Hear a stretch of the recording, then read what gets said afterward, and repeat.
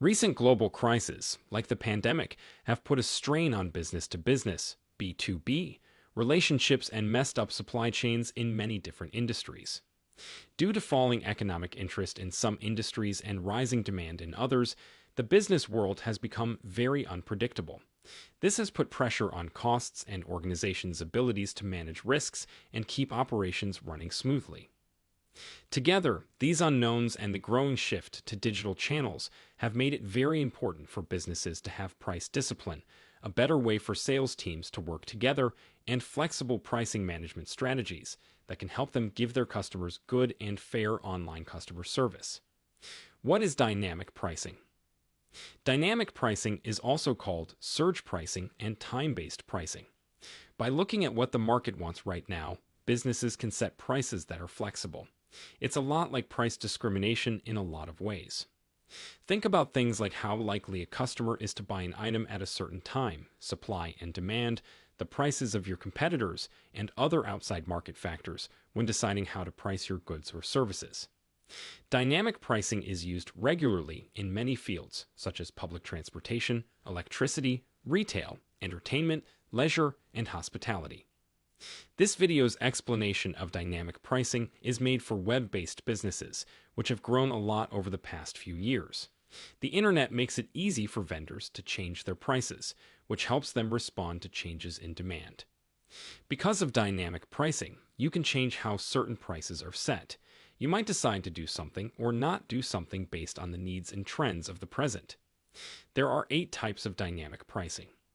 Dynamic pricing first became popular in e-commerce in 2015, and it is expected to be used a lot more by 2023. Why? Due to the high cost of setting up dynamic pricing, only a small number of sellers, like Amazon, have been able to use it. Today, almost any kind of business can choose from a wide range of services and solutions that don't break the bank. Because of this, this year is expected to be a B2B acquisition race, with early adopters expected to do better than their competitors. There are many kinds of dynamic pricing plans, some of which are: 1. Different prices for different groups. There are discounts for certain groups that can be easily identified, like government workers and older people. This kind of dynamic pricing is often used for sales and to target people with different price sensitivity. 2. Prices that change based on how much time has passed. This method of pricing covers a wide range of situations. This happens a lot in places where the demand for a service or good changes during the day. Instead, your business might want to offer incentives to encourage people to buy for a variety of reasons.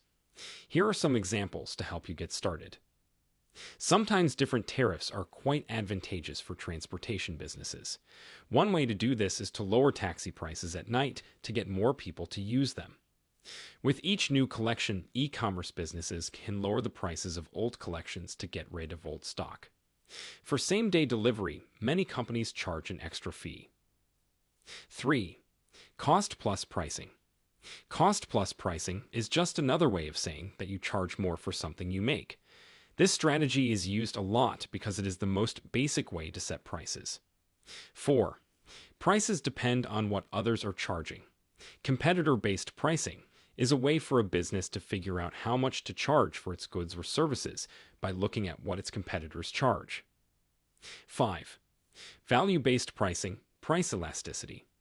Businesses use value-based pricing to price their goods and services at a level they think customers will be willing to pay. Instead of figuring out how much something costs to make and adding a traditional markup, companies figure out how much value customers see in it and charge them the right amount. 6. Driving up prices. Price skimming is a pricing strategy in which companies set their products' entry prices as high as their target market will pay and then slowly lower those prices over time. As customer needs are met, the business lowers the price of its goods or services by a large amount to attract people who are cost-conscious. 7. Package discounts. Instead of charging different prices for each good or service, a business could put a bunch of them into one package and sell it for a set price. This way of setting prices is called bundling.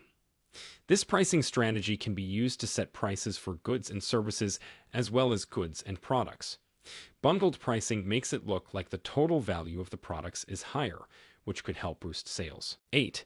How prices get in. The penetration pricing method is usually used when a well-known company tries to take over a new market or when a new market is entered. Businesses do this by having prices that are lower than those of their competitors. These low prices won't last forever, that's for sure. When a company has a certain number of customers and a certain level of demand, they gradually raise their prices. Some examples of changing prices. A dynamic pricing strategy can be helpful for many types of businesses, such as places where people can share rides. Consumers pay the prices that ride-sharing companies like Uber set based on how much people want to use their services. No matter if it's a holiday or a storm, prices are set based on how long customers have to wait and how much they have to pay. First, dynamic pricing can help ride-sharing companies get more drivers in an area by strategically raising the pay of drivers. To cut down on the need for transportation and wait times is another good reason. People who don't want to pay more during peak times will either look for alternatives or wait until prices go back to normal. Airlines have always used prices that don't change. Based on reservation booking designators, an airline comes up with a small number of price points for its pricing structure, RBD. If put into place, dynamic pricing could be very good for these businesses. Hotels and B&Bs use something called dynamic pricing. The costs of running a hotel change with the seasons and at certain times of the year, like when there are events, festivals, or public holidays. Using variable prices in the e-commerce sector. Many businesses automatically change their prices to keep up with competitors, market prices, holidays, and internal marketing campaigns like new collection outlet seasons. Events should use a dynamic pricing strategy.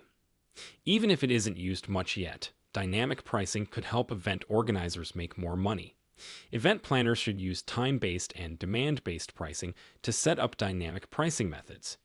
Even though ticket sales bring in a lot of money for these businesses, it is important to change ticket prices based on demand and time. Changeable prices for sports. Several sports leagues, most notably Major League Baseball, have used prices that change over time. Demand, the setting, how well the team is doing, and how the pitchers match up have all affected how much pro baseball teams charge for tickets every day. It's a strategy used by zoos, amusement parks, toll roads, and airlines, among other places. 4 good and bad things about dynamic pricing. The pros and cons of dynamic pricing are the same as those of any other tool. Pros. 1. A better market analysis. Recognize your clients. A good strategy for dynamic pricing is built on this. To get to know your customers, you need to talk to them regularly and ask them the following questions. What expenses do your clients have? How do they decide how much to charge? How often do they change how they do things? By doing these things, you'll be able to build your dynamic pricing strategy over time and find out what the market is doing. You don't have to be the only one to do this. On the other hand, dynamic price systems can take care of everything for you. 2. A rise in sales. When you use consumer insights in your pricing strategy, you'll know more about how your customers buy things. Since you will always know what your competitors' prices are, you will have an advantage over them and be better able to change your dynamic pricing strategy to meet your price plan. In the end, this will help you stay in charge of the market. 3. Learn more about your clients. When you put your dynamic pricing plan into action, you'll be able to watch and measure how your customers act. This will give you a broad look at a number of trends, such as how often things were bought and when they were bought, how much your customers will pay at the very least and at the most, an in-depth look at the demand curve. With each new discovery, this method will feed your dynamic pricing engine and help you come up with a better way to set prices. 4. Your price plan should be more flexible. Dynamic pricing lets companies change their pricing strategies because it gives them access to price patterns in real time. By using dynamic pricing, a business can keep track of how the prices of its competitors change and learn more about supply and demand in the sector as a whole. Cons. 1. The risk of losing customers. Because prices change all the time, it can be hard for people to decide whether or not to buy certain products. Because of this, these customers might not respond to dynamic pricing and instead choose fixed prices or stop using your product or service. 2. Potential to start a price war. Every business needs to be competitive, but sometimes variable pricing can go too far. Your company will have to weigh the possible downsides of a bidding war against the overall benefits of dynamic pricing. 3. It could take a long time. Prices for goods and services that change all the time require a lot of market research and analysis of the competition, which can take up a lot of staff time. 4. The method makes mistakes easy. Significant financial losses can result from inaccurate market data. Even the best dynamic pricing strategy will fail if the inputs are wrong. Modern technology, on the other hand, lets you quickly report price changes and keep track of prices in a centralized way. This can help you avoid making mistakes. Are dynamic prices fair? Dynamic pricing is fine as long as marketing doesn't make it seem like prices are much lower than they really are. Price hikes don't hurt your audience's trust when it's clear that your overall sales are doing well. Customers don't think this is true. According to a study by Wharton professors, customers are slowly getting used to dynamic pricing, which at first got a lot of negative attention when Uber used it to raise prices by a lot during peak hours. People either think that dynamic pricing is a cure-all or a terrible thing. Most clients find that the truth is somewhere in the middle of the two extremes. It depends on how you use what you know about dynamic pricing. How to set up dynamic pricing in 5 steps. Here are the steps you need to take to correctly use dynamic pricing. 1. Explain how prices are different.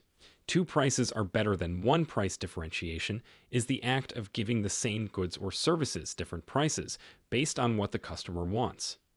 A business will do this to make the most of the different financial situations of its customers. 2.